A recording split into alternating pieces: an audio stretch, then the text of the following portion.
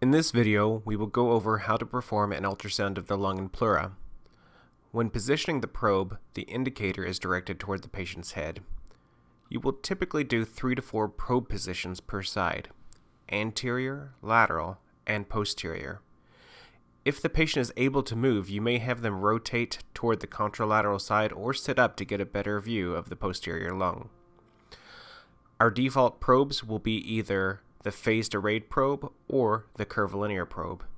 You may also find the linear probe useful for pleural ultrasound, especially when evaluating for lung sliding. When placing the probe, you should try to identify subcutaneous tissue and muscle which is at the top of the screen.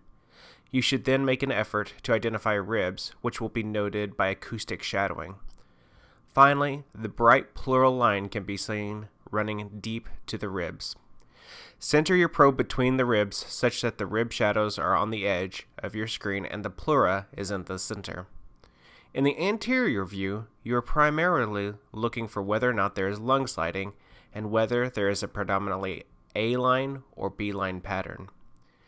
A-lines are normal horizontal lines that reflect reverberations of the pleura.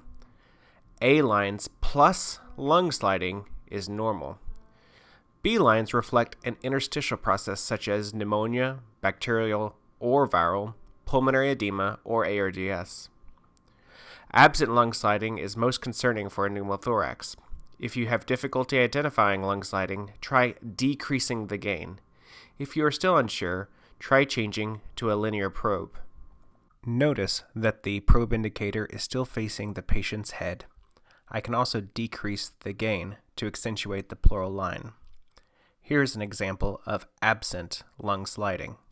As we move to the lateral area, we are still looking for lung sliding and A or B pattern. Notice my probe is around the mid to anterior axillary line and the indicator is still directed towards the patient's head. In the posterior view, we are looking for pleural effusions and consolidations or atelectasis. This is most sensitive when the probe is positioned near the level of the diaphragm, over the spleen, or the liver.